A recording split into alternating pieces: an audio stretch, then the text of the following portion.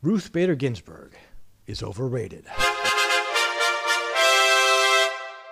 I don't know about all that, but I do think the brand of Ruth Bader Ginsburg is overrated.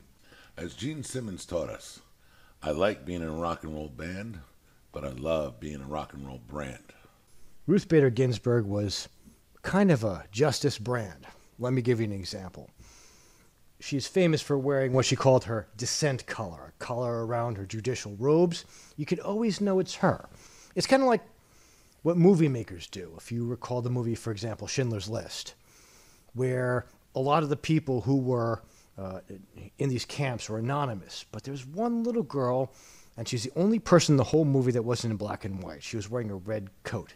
So you could see her. You could see exactly one human being. And by wearing something distinct every day, she's kind of created a brand around herself. When I was writing my book, Kingmaker, I was very conscious to make it a visual book. And one of the things I did was I made characters with certain visually distinct things, even though it's just in writing. So I'm conscious when people are trying to influence me like that. That's the whole thing with Gene Simmons, right? Gene Simmons talked about how I liked being a rock and roll band, but I loved being a rock and roll brand. There are over 2,000 different toys and things, whatever, that you can buy with the KISS logo on it, right? All that merchandising, all that licensing, it was crazy. There's a reason why he spent 45 minutes, putting on makeup to sing the same song, I Want to Rock and Roll All Night, for 40 years, right? He did it for a reason. And that's what we're doing right now with RBG, is we're seeing the brand. We're seeing the brand is being put on everything, from children's books to tote bags. I mean, listen, they put the old bag on a bag for a reason. You mentioned children's books, and it's not just books for like 10-year-olds or whatever. They have board books for toddlers. They have Funko Pops. They have bobbleheads. They have Christmas ornaments. And the Christmas ornament I saw of her, she's wearing a crown, which is kind of weird for a American because our Constitution says we don't have titles of nobility. So when I see someone in a crown, my first reaction is, not even as a joke. Ruth Bader Ginsburg was a sweetheart of a lady. She's friends with Antonin Scalia. Which, mind you, he was on the opposite side of the spectrum. She's showing how, just because we disagree in politics, we can still be friends with people. Something that the world needs a little more of today. She was a sweetheart of a person, but on the same point, there's a lot of things we disagreed with her as a judge. I don't mean anything we're going to say today as an insult to Ruth Bader Ginsburg in terms of her as a person.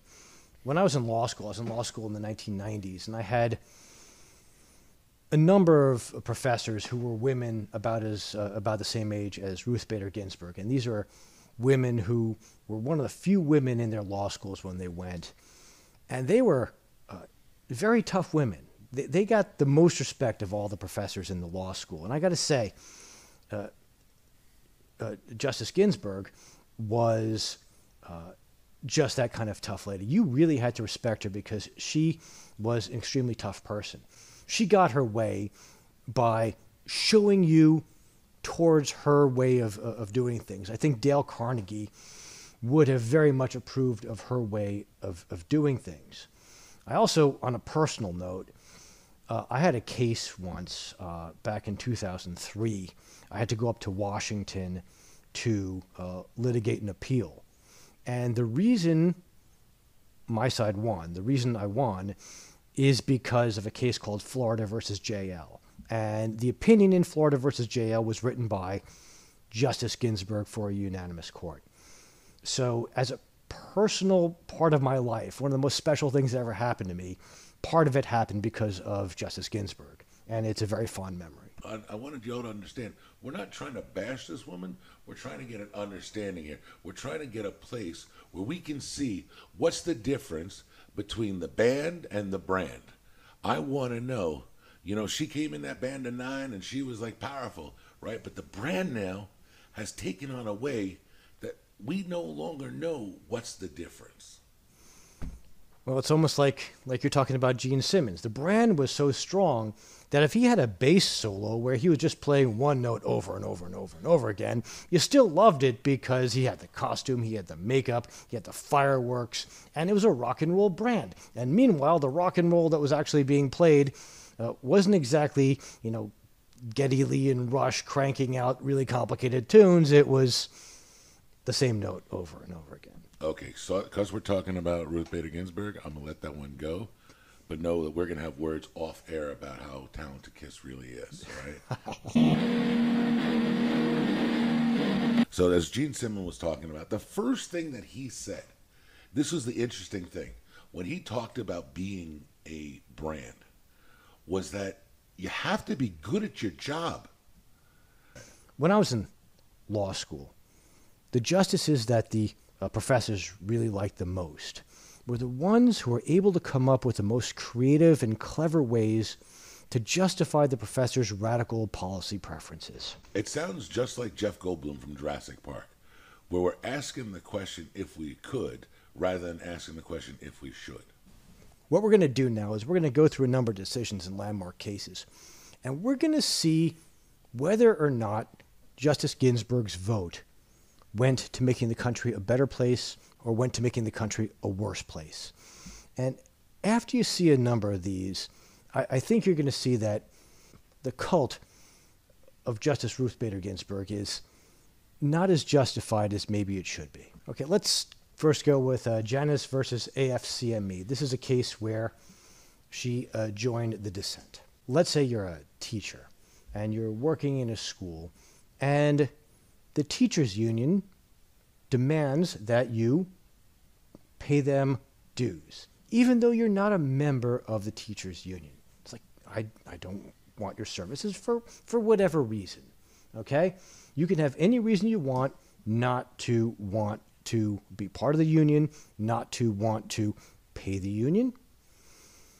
You would think that as a person who supports a woman's right to choose, let's say it's a woman teacher, Ruth Bader Ginsburg would support your right to choose whether or not you give your hard-earned money to a union or whether or not you get to keep your money.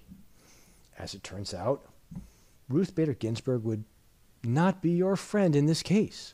She voted with the dissent, saying, no, you don't get to choose whether or not you keep your money. That money, if you're going to work for that school, belongs to the teachers' union. I'm a huge football fan, right? And there's this thing within football called the collective bargaining agreement, where whether or not you want to be a part of the NFLPA or not, you have no choice.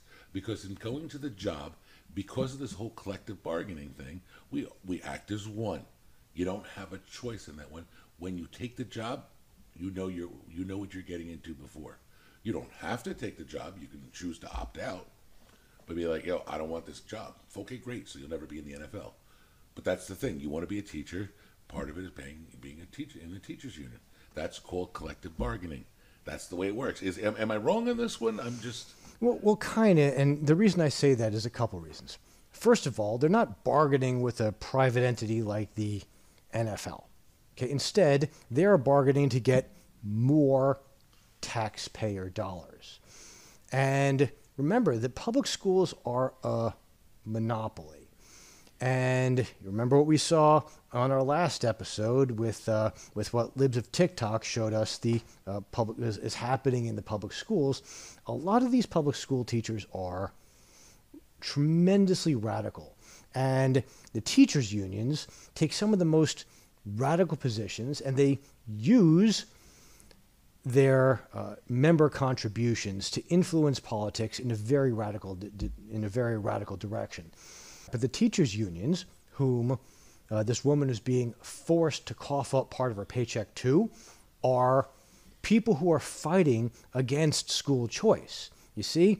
So if you're a mom and you want school choice, you would think that St. Ruth at the Potomac, who supports a woman's right to choose, would be on your side. But that's just not the case. And if you're that mom, and hanging on your Christmas tree is a crowned ornament of Ruth Bader Ginsburg, maybe you should reconsider whether or not you have that. Right, but I think a women's right to choose would have to deal with things of her body, not with business. Choices are choices are choices. You have many, many choices in your life. And one of the most important is where your kids go to school. Want the teachers union lobbying for left-wing causes. Like, listen, that's great that you want that to happen. I don't. It's my dues versus your dues. We both pay the same dues. Now, we have ways of counteracting that. But if I go into this situation knowing that I have no choice but to be a part of this union, I'm kind of with RBG on this one. And listen, I know you want to like bust it up, and I know this is your plan, but I also want to have a fairness to this. Because listen, both my parents are teachers, and both my parents are right wing. So I have a we've had a lot of personal stuff going on with this. Okay, next case, Medellín versus Texas.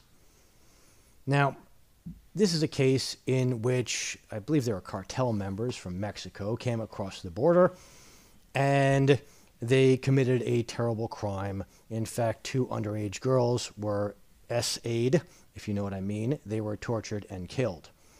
Texas gave Medellín the death penalty. Rightfully so. Rightfully so. But Ruth Bader Ginsburg tried to invalidate the death penalty in this case because the police didn't tell Mr. Medellín that he had the right to consult with his national consulate, and the UN says that that he has to be informed of that right. And why? Why? The UN did it for the UN's reason. Wait, and hold on. I got a legitimate question on this one. If I go to England, right, and I break a law in England, the cops over there are supposed to tell me that I have international rights or something? No, I'm in a foreign country, right? If I broke the law in that country, I should be bound by what's going on in that country. You absolutely should. And the people of that country are the ones that make those laws. So when the UN is coming in and trying to meddle, it is really the correct response to say, excuse me, UN, but who the hell are you to tell us what to do? The people, the politicians and the lawmakers of the United States and the courts of the United States are bound by the laws of the United States, no other laws. So why don't you go and get stuffed? This is not what Ruth Bader Ginsburg said. Ruth Bader Ginsburg basically said that we should look towards international law for guidance in what American politicians should do. And I don't understand that. The Constitution, you don't have to understand. You don't understand. Well, no, I mean, I thought the whole idea of the Supreme Court was to interpret, the cases within the Constitution. Right, like the Constitution is our guide. That's the supreme law in the land. Is the Constitution, and that we should figure out whether things are constitutional or unconstitutional.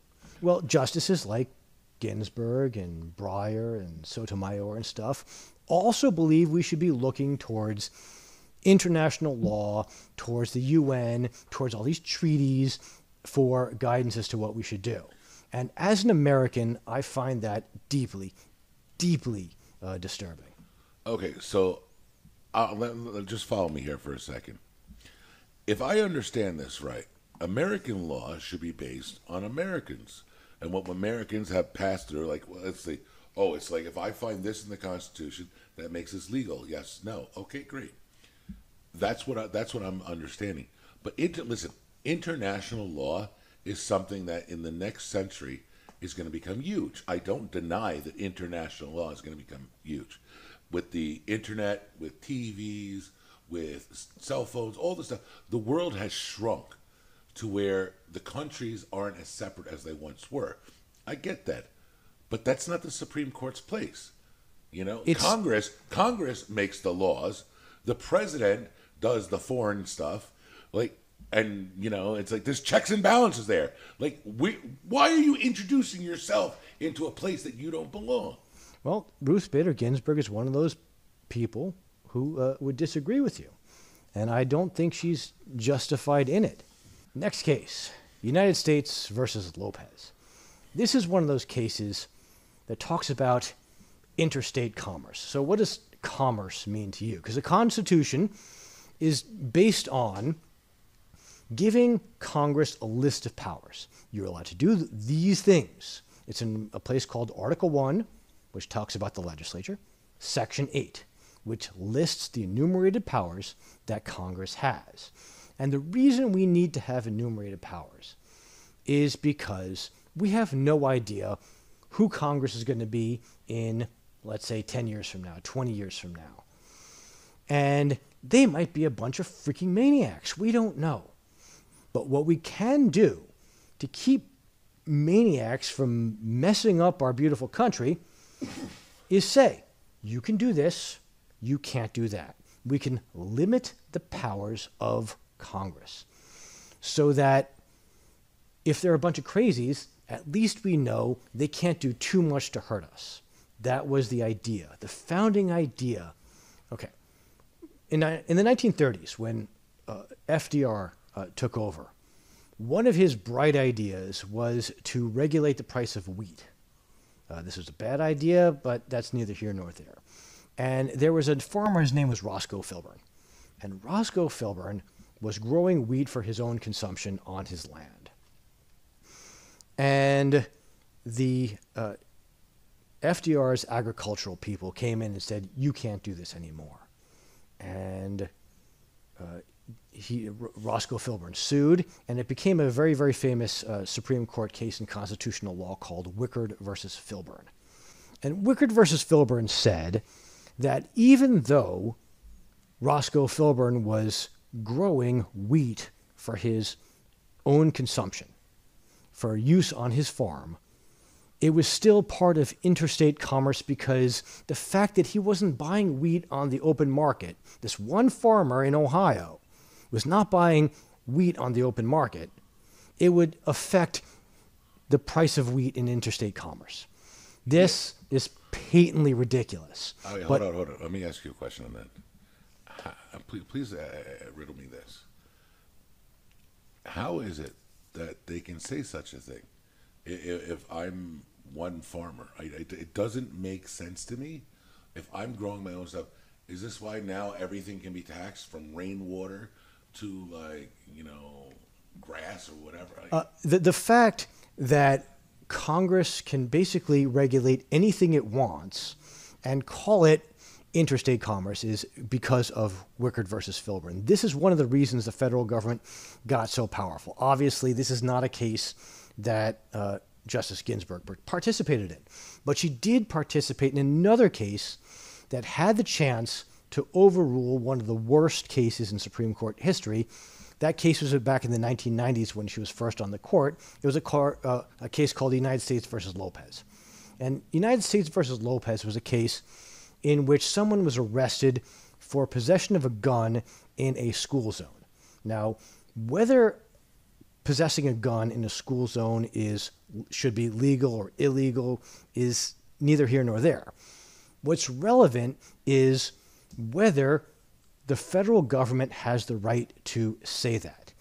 And the justification the government came up with was that possession of this gun somehow affected interstate commerce. This is ridiculous. One gun in one car near a school does not in any way affect interstate commerce. And finally, the United States Supreme Court scaled back this interpretation of the Commerce Clause. They've since made it more ridiculous again, but they finally scaled back the interpretation of the Interstate Commerce Clause. And one of the justices that dissented, famous dissent caller now, was Ruth Bader Ginsburg, saying that Congress can regulate pretty much anything it wants. Now, we're living in a time when people are saying that former President Trump, if he gets reelected, is going to be a dictator or something like that. And if you're afraid that a politician is going to become a dictator, the thing to do is to make sure that your Constitution limits the amount of power that politician will ever be able to wield. And if someone like Ruth Bader Ginsburg is saying that the federal government's that the limits of federal government power should be nearly unlimited, they are making the power of any politician. And the politicians of the future are people who we don't know. They might be absolute maniacs. So if we don't put limits on their behavior, we might be in for a very rude awakening. Okay, so let's go back to elementary school here, Ari. I got taught about the balance of powers between the three branches, the legislative, the executive, and the judicial. Now, the idea being is that each one would keep the others in check, right? That's the way it's supposed to go. But now she's saying that Congress doesn't have the limit. Is that my understanding? She's now putting it out there that's saying that Congress is not limited. Okay, that although Congress is limited to these enumerated powers, the Commerce Clause can be used as a justification. Remember I said about the professors that the best ones are the ones who come up with these clever reasons why we could. One of those clever reasons why we could regulate the wheat grown by one farmer in Ohio is because Commerce Clause. The reason we can regulate a gun in a car near a school zone, Commerce Clause. You see, they keep on thinking, how is it that we could? And that is the way they said we could. Here's another thing where you're talking about checks and balances. Well, here's another way where checks and balances went right out the window. You see, a case is called Massachusetts versus EPA. And in it, the scientific whiz kids of the Supreme Court decided that carbon dioxide is a pollutant and must be regulated by the EPA under the Clean Air Act. Okay, wait, hold on. I mean, before we get into this case, let me see if I understand something. Again, let's go back to elementary school here. We learned all about the act of breathing. You breathe in oxygen, you release what? Carbon dioxide. Then we take it a step further. The trees take in what? Carbon dioxide and release what? Oxygen. Oh my God, it's an act of photosynthesis, right? Like, we learned this as children. It is a natural thing that is in the air. So let me understand. Again, now this needs to be regulated under the Federal Clean Air Act, right? By the EPA. By the EPA is very significant. Wait, hold on. Let me ask you a question here. Is this under commerce too? Well, it's worse than that, actually. Oh, dear. Article 1, Section 1 of the United States Constitution says the legislative power is vested in the Congress of the United States. Actually, it says all legislative power. That means if there's a rule that Americans have to live by, that rule has to be made by the legislature, by the Congress, which means that if we have a law, we should be able to know who voted for it. In the EPA, we don't know what bureaucrat made the regulations on, or is going to make the regulations on carbon dioxide. That's just not something and some anonymous bureaucrat is someone that nobody voted for. You see? So if all legislative power is vested in the Constitution, that means there's no legislative power left over for anybody, including the EPA. Who governs the EPA? The EPA is a regulatory agency. It's an administrative agency that is tasked with putting Congress's will into regulation. What the EPA should do is they should come up with their recommendations as to what legislation should be. They should submit it to Congress, and Congress should either take their advice or reject their advice. But the actual rules that Americans must live by, according to the Constitution, is to be made by the Congress, not by some administrative agency. So, okay, from what I'm gathering here, because you're teaching me, we get this at this point in the episode, we're teaching me. Really, everybody's worried about, is Trump a dictator? Is Biden going to be a dictator? Like this, that, it's like, the left or right. But really, what you're telling me is Congress is the dictator, and she's given them the power to become the dictator. No, and it's not the Congress is the dictators. The regulatory agencies are making rules or purporting to make rules that Americans have to live by, and they are not Congress. What said is that the Federal Clean Air Act. What is said is that Congress delegated its rulemaking ability to these administrative agencies like the EPA. But the thing is, if they can delegate their legislative role to the EPA, why isn't it they can't say, oh, we delegate our legislative powers to Donald Trump? Why can they say this one thing and they can't say this other thing? And I don't see any difference, really. And honestly, I don't believe that Congress should ever be able to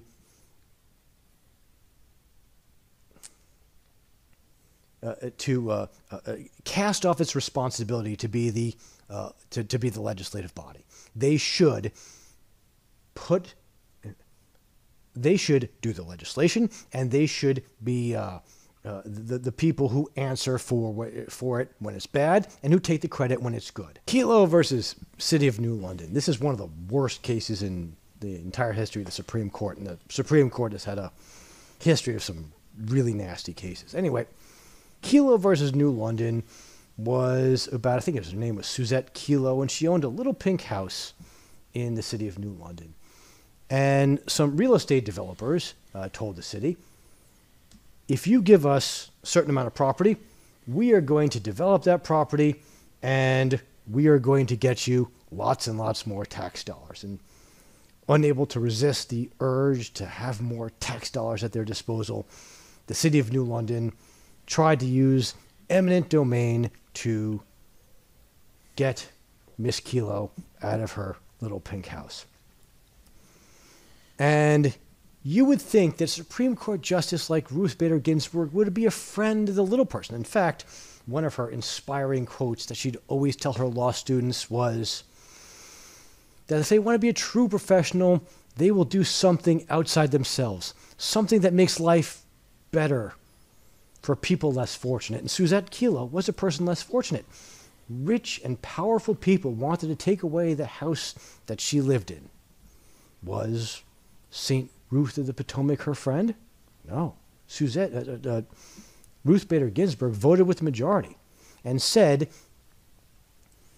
that New London could take away her house. And this is not a standard case of eminent domain where they're going to put in a highway, where they're going to put in a dam, where they're going to put in something that is a public use for everybody. Instead, what they were doing was they were going to put in something that gave the politicians more money. Okay, they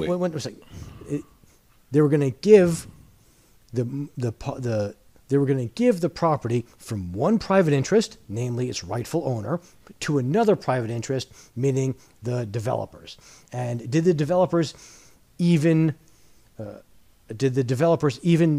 build the development that they were promising? Nope.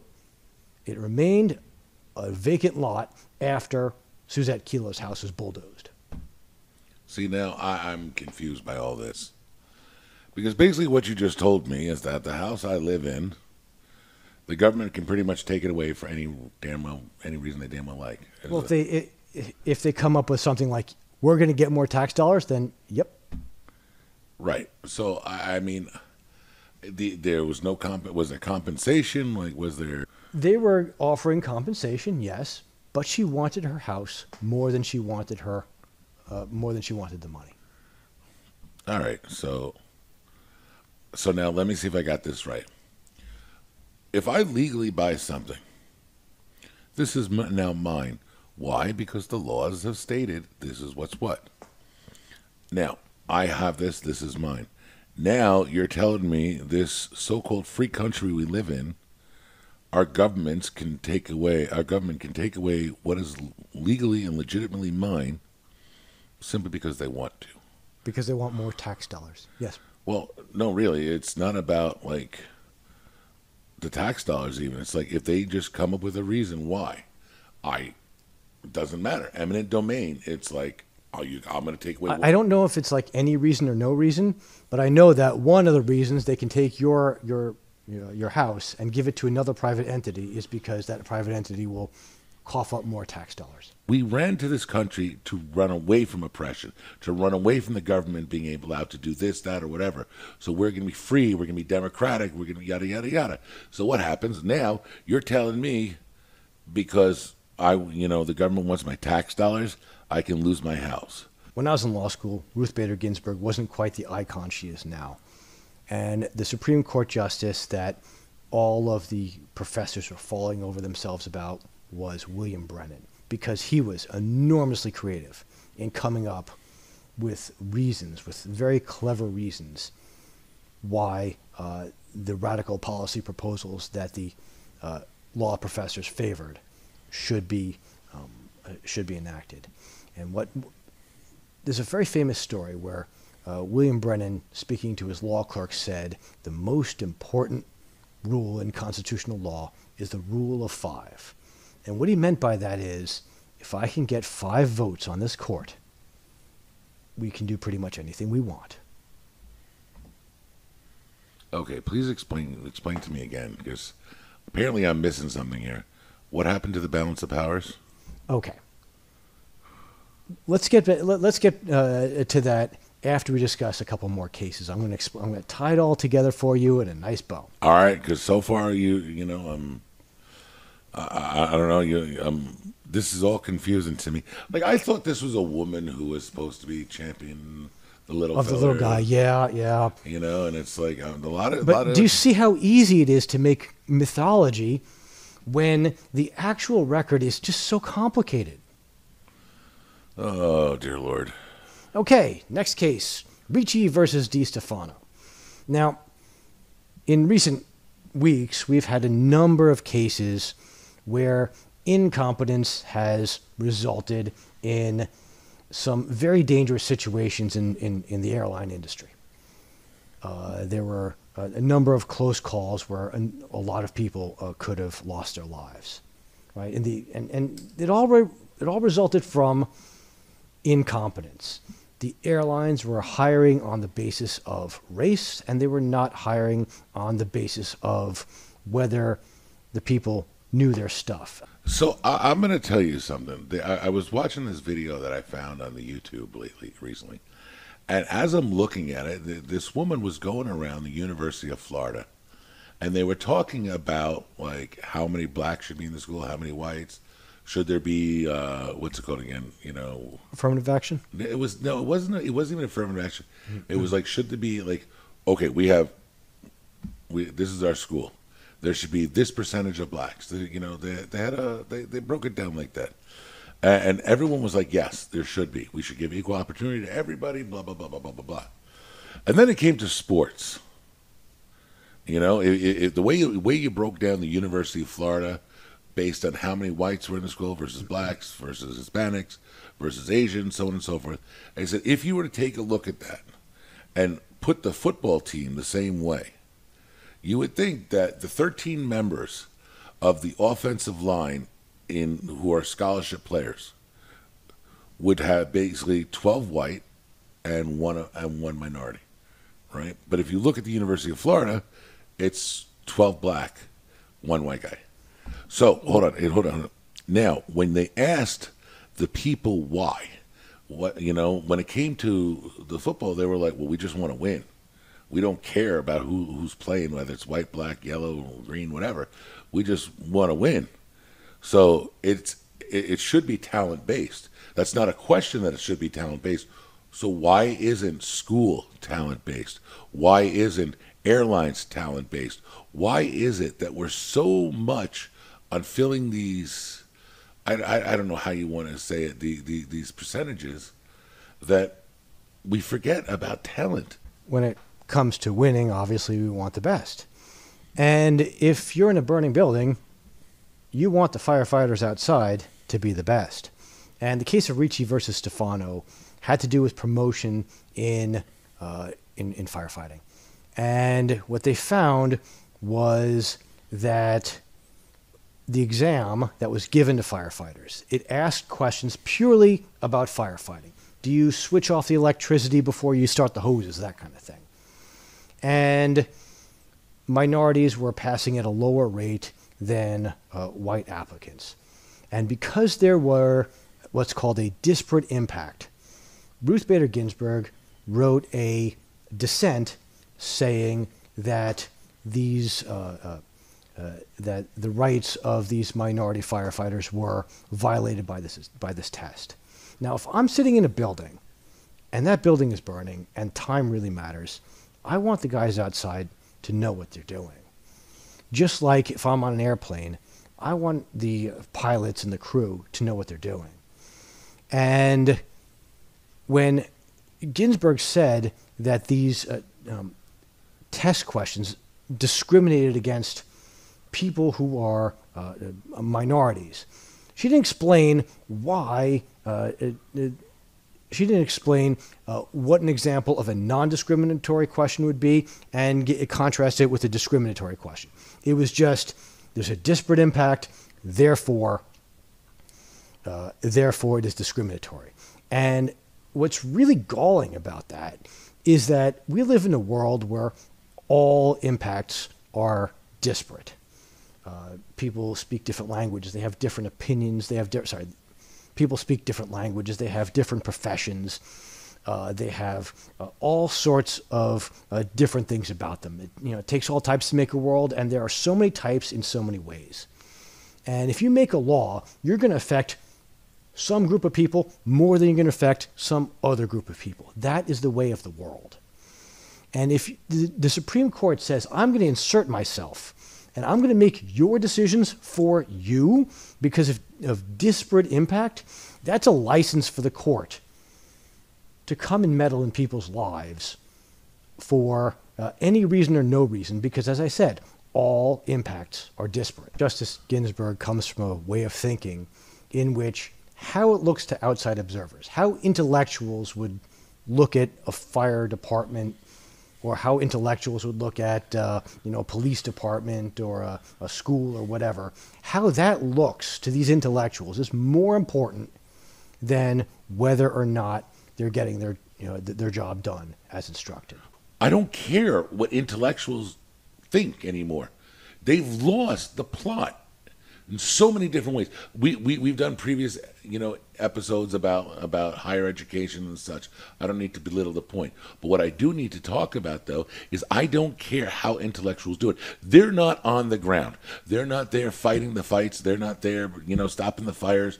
They're not there arresting people. They're not there doing the hardcore work that needs to get done. So I don't understand how they can stick their nose in a place where they don't know crap. Our country is very divided right now.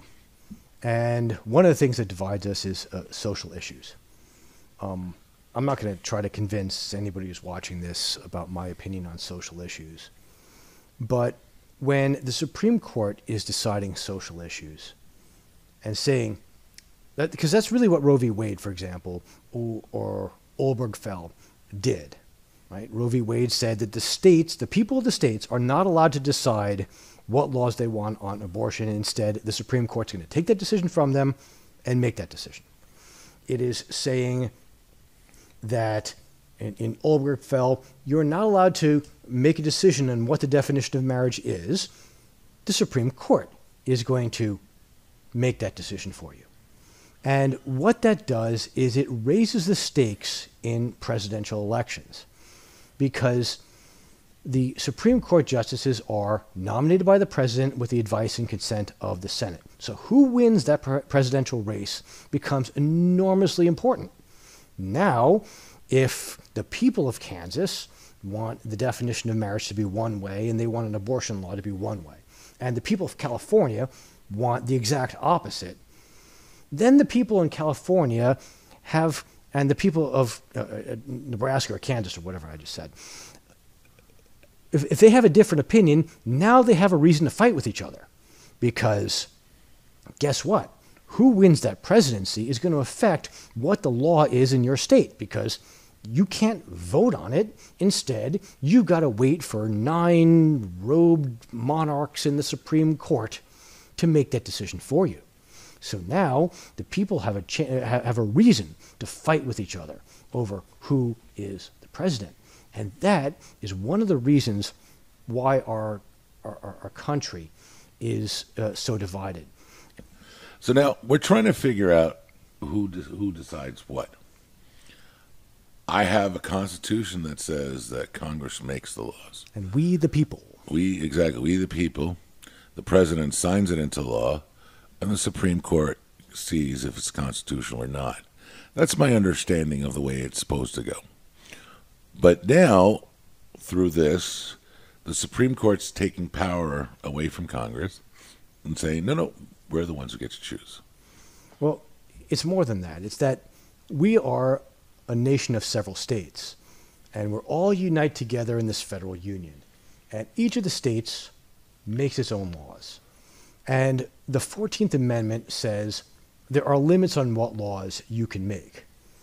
You're not allowed to take away someone's life, liberty, or property without due process of laws. And you have to have equal protection of the laws. These are important parts of the 14th Amendment. And what the Supreme Court has done is used these clauses of the 14th Amendment to tell the states, no, you can't have your own policy preferences, you must have ours. And what they've done is they take these really, because the states have done real injustices, right? The states have done Jim Crow. The states have done voting rights, the states have taken away people's voting rights. They've done all sorts of other really nasty things. No protection of certain minorities because they're minorities. These are all terrible injustices. And the 14th Amendment empowers the courts to and requires the states not to have these injustices. But what the Supreme Court has done is extend the 14th Amendment a lot farther than it should go, because the Supreme Court obviously wants to impose its policy preferences on the states. That's the problem that's going on. Man, has there ever been an amendment that's been beaten up as much as the 14th Amendment? Because it seems like it's been taken out to the shed like way too many times. The thing about what works in terms of social issues is that it doesn't change that fast. But when you have William Brennan's rule of 5, when you have, if I can get 5 people to agree with me, then it's all I need to change the law of the land. If that's your philosophy, the direction of the country is going to be going this way and that and this way and that, depending on the composition of the Supreme Court. I remember when Justice Ginsburg passed away, there were TikTok recordings of people going absolutely insane with grief that she passed away. Holy fucking shit, you guys! I'm driving your car, but I just got a notification that Ruth Bader Ginsburg died! Fuck! Could this year get any fucking worse? Ruth, you just had to make it to 2021! What struck me when I was watching these people absolutely panicking was that in a republic like ours, the life or death of any one person shouldn't change the direction of the country so radically. We shouldn't have to worry that one person's life or death is going to result in absolute disaster, and we shouldn't be exultant that all of a sudden, now that we've got our president, everything is going to be just wonderful, because that's just not how the world works. Right. And all this is a symptom that the Supreme Court has taken too much power for itself. I mean, again, I want to go back to Gene Simmons. You know, what's the difference between the band and the brand? The band is a human being. Human beings are limited by what we are capable of doing. A brand, on the other hand, can go viral. There's a famous quote, I forget, I think it was David Axelrod who said it, "Never let a good crisis go to waste." And the reason that the Supreme Court, or one of the reasons the Supreme Court has so much power, is because of a case called Cooper versus Aaron. which is not a case that too many people have heard about. What Cooper versus Aaron says is that the Constitution, as interpreted by the Supreme Court, is the supreme law of the land. The Constitution itself says that the Constitution is the supreme law of the land. And it says nothing about the Supreme Court's interpretation of the Constitution. See, what Cooper versus Aaron did, let me explain what the case was. After Brown versus Board of Education, which was a glittering moment of justice in this country, where we finally got rid of racial segregation, or so we thought. But what happened was that not all of the states were being cooperative. And one of the states that wasn't cooperating was Arkansas. There, Democrat Governor Orville Faubus refused to comply. And he made the National Guard of Arkansas stand at the schoolroom door to prevent the schools from being integrated. And the Supreme Court was not going to stand for that. But in the process of not standing for that, they claimed that their interpretation of the Constitution was the supreme law of the land. And in this case, they were using it to do justice. They were taking the worst thing that was happening in America, which was racial segregation in schools, and they were using it to take power to claim that the supreme law of the land was what they said it was. And as a result, we get that rule of five. We get people panicking when one Supreme Court justice dies. We get these awful fights every time a president nominates a Supreme Court judge. Why? Because it matters so much. The stakes are so high because we have these people with so much power. You see, as a matter of fact, the Supreme Court, in claiming that they were that their interpretation was the supreme law of the land, they were quoting Marbury versus Madison, which is a very famous case. Marbury versus Madison basically happened when John Adams, the second president of the United States, lost the election to Thomas Jefferson. And he was leaving the White House. And before leaving, he nominated a bunch of his friends to be judges. And one of these judges, I think his name was William Marbury, didn't get his commission. So he wasn't formally made into a judge. And he sued James Madison, the Secretary of State, saying, I want my commission. Supreme Court, what I need you to do is to tell him to give me that commission. And because of a bunch of because of a bunch of stuff that was going on, John Marshall, the Chief Justice of the Supreme Court, said that I can't do that. You see, what you're asking me to do is unconstitutional. And it is our job to interpret the Constitution. I've looked at the Constitution. The Constitution says we're not allowed to do what you want us to do. Therefore, we're not doing it. So what Marbury versus Madison said was, we interpret the Constitution, and we're only going to do those things that the Constitution lets us do. What Cooper versus Aaron said is something completely different. It says that we are able to go and zap this and zap that and zap the other thing. You can't do this, you can't do that, you can't do the other thing. Why? Because our interpretation of the Constitution says you can't. And while Brown versus Board of Education was a glittering moment of justice, the Supreme Court has had a number of very dismal moments of injustice. Korematsu, where Japanese people were interned, or Buck versus Bell, that allowed sterilization for eugenics reasons, or Plessy versus Ferguson, which said that separate but equal is equal, or, of course, Dred Scott versus Sanford, that said that black people have no rights in these United States. So the Supreme Court has said some terrific things, but it's also said some wonderful things. And if we give too much power to the Supreme Court, we don't know who the justices of tomorrow are. And we don't know if they're going to give us reason to regret it or if they're going to give us reason to celebrate it. Sense to me. Doesn't make sense to me how this is a woman who said, I'm for the little guy. You know, she said, what was that line that she used before? Speak your mind even if your voice shakes. Correct. Right? So this is a woman who said this, but then when it came to the proverbial like crap hitting the fan there, she's like, no, screw that shit. I'm the boss, not you. That's exactly why Ruth Bader Ginsburg is overrated.